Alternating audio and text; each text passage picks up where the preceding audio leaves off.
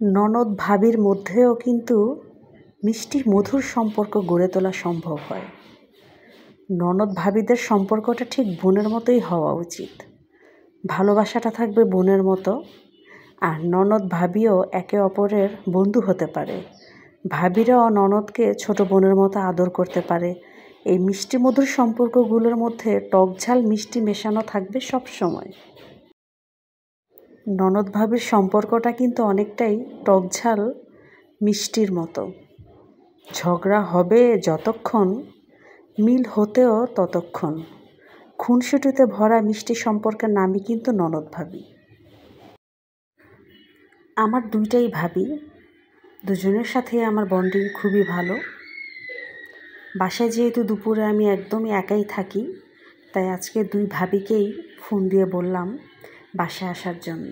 আমি ফোন করেছিলাম, ফোন করে বললাম আমার সাথে দুপুরে 4টা ডাল ভাত খাওয়ার জন্য। তো ভাবিরা দুজনেই নিজেদের ভিতরে আলাপ আলোচনা করে ওনারাও রাজি হয়ে গেল। তারপর আমি রান্নার আয়োজন শুরু করে দিলাম।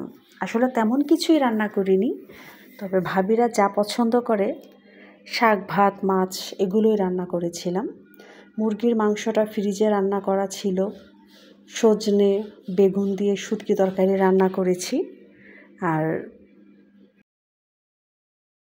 রূপচাঁদা মাছ ফ্রাই করে নিয়েছি, আর সাথে ছিল মিষ্টি আলু দিয়ে টক রান্না করেছিলাম কাঁচা আম দিয়ে।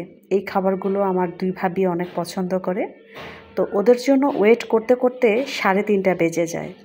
দুজনেই আসে অনেক লেট করে। যাই হোক, সবারই বাচ্চা কাচ্চা সংসার আছে, সংসার সামাল দিয়ে, আর আমার মা তো আছেই একজন বড় বাচ্চা, সবাইকে সামাল দিয়ে দুজনেই আসে। তারপরে একসাথেই তিনজনে খেতে বসি, খাওয়া গল্প গুজব করলাম। খাওয়ার পরেই মেজো দুলাভাই ফোন করলো এলাকাতে হাঁটতে যাওয়ার জন্য, কিছু ঘোরাফেরা করবে আমাদেরকে নিয়ে। তো দুই ভাবি আমরা একটা অটোতে করে চলে গেলাম। আমাদের এলাকাতেই আসলে অনেক সুন্দর কিছু কিছু প্লেস আছে যেখানে হাঁটলে ঘোরাফেরা করলে বাতাসে বসে থাকলে মন একদম ফুরফুরে হয়ে যায়। আসলে এরকম একটা এলাকাতেই আমি থাকি, নারায়ণগঞ্জ, যে আশেপাশে কিছু বিল আছে, কিছু মাঠঘাট আছে, যেগুলো আমি আপনাদেরকে ভিডিও করে দেখাচ্ছি।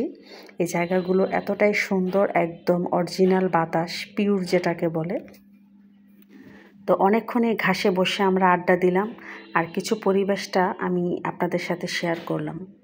একদম সূর্য ডুবো ডুবো অবস্থায় কিছু ভিউও নিলাম ভিডিওতে, ক্যামেরা বন্দি করলাম। আর চতুর্দিকে অনেক ছিল পানি। এখানে অনেক মানুষজনই ঘুরতে আসে, অনেকে গাড়ি নিয়েও ঘুরতে আসে। আর জায়গাগুলো এতটাই সুন্দর, যদি কারো মন খারাপ থাকে আশা করি এখানে বসে থাকলে মন ভালো হয়ে যাবে। যেহেতু আমরা বাসা থেকে একটু লেট করেই খাওয়া দাওয়া করেছি, তাই আমরা তেমন কিছুই খেলাম না। কিছু বুট বাদাম এগুলো অর্ডার করলো বড় ভাবি। তো বসে বসে সবাই আড্ডা দিচ্ছি, বুট বাদাম খেয়ে নিলাম। আর একটু গরম তো ছিলই, কিন্তু বাতাসে গরমটা আসলে আমরা অনুভব করিনি। আমরা অনেকক্ষণ হাঁটাহাঁটির পর সন্ধ্যা হয়ে যাবে। তারপর ছোট একটা বাচ্চা ছেলে বাবুই পাখির বাসা নিয়ে আসলো। ওকে আমি এত করে বললাম, বাবা তুমি আমাকে পাখির বাসাটা দিয়ে দাও, তোমাকে আমি কিছু টাকা দিব। সে কিছুতেই রাজি হলো না, সে এটা নিয়ে চলে যাবে।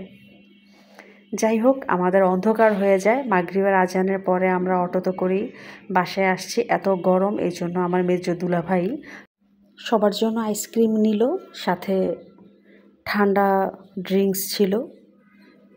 সবাই অটোতে খেতে খেতে আমরা বাসায় আসছিলাম। তো আমার ভিডিওটা আজকে এই পর্যন্তই। কেমন লাগলো ঘোরাঘুরিটা অবশ্যই কমেন্ট করে জানাবেন, এবং সবাই ভালো থাকবেন।